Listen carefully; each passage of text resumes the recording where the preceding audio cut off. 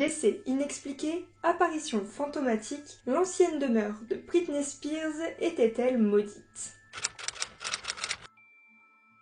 En 2009, le monde apprenait le brutal décès de l'actrice Brittany Murphy à l'âge de 32 ans seulement. Elle est retrouvée sans vie dans la salle de bain de sa magnifique demeure à 3,85 millions de dollars qu'elle avait rachetée à Britney Spears en 2003. Les causes de son décès restent encore aujourd'hui mystérieuses. À peine quelques mois après son décès, un drame vient à nouveau frapper la maison. C'est cette fois-ci le mari de Brittany Murphy qui est retrouvé sans vie à son domicile, dans les mêmes circonstances étranges. Suite à ces deux tragiques événements, des rumeurs vont commencer à naître et les langues vont se délier. Et si la villa de Rising Glen Road à Los Angeles était maudite? En effet, déjà à la mort de Brittany, son mari avait fait d'étranges confessions en expliquant que sa femme se sentait très mal à l'aise dans la maison. Et ironie du sort, la salle de bain dans laquelle elle a été retrouvée sans vie était la seule pièce où elle se sentait vraiment en sécurité et où elle passait beaucoup de temps.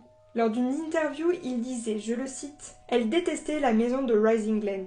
À chaque fois qu'on s'engageait sur la route qui y menait, Brit me disait, « S'il te plaît, est-ce qu'on peut aller au Beverly Hills Hotel ?» Je lui répondais, « Chérie, il faut être raisonnable. On a une maison de 900 mètres carrés, c'est là qu'on va aller. » Brittany prévoyait d'ailleurs de déménager l'année suivante, tant elle y ressentait des ondes négatives et malsaines. Avant le couple, c'était donc Britney Spears qui en était propriétaire et elle y vécut également des expériences surnaturelles dont une particulièrement traumatisante qui la poussera à quitter sa maison sur le champ et à la vendre en baissant même son prix pour s'en débarrasser.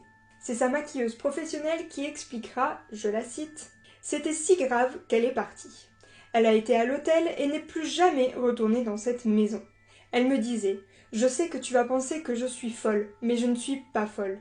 Je sais ce que j'ai vu et ce que j'ai ressenti. » En 2016, la maison fut rachetée et complètement rénovée pour une valeur de 19,75 millions de dollars. Et depuis, 2 propriétaires se sont déjà succédés, dont le dernier en 2020. On espère pour eux que désormais la maison est plus saine. Dis-moi en commentaire si tu connaissais cette histoire et ce que tu en penses, simple coïncidence ou véritable cas de malédiction.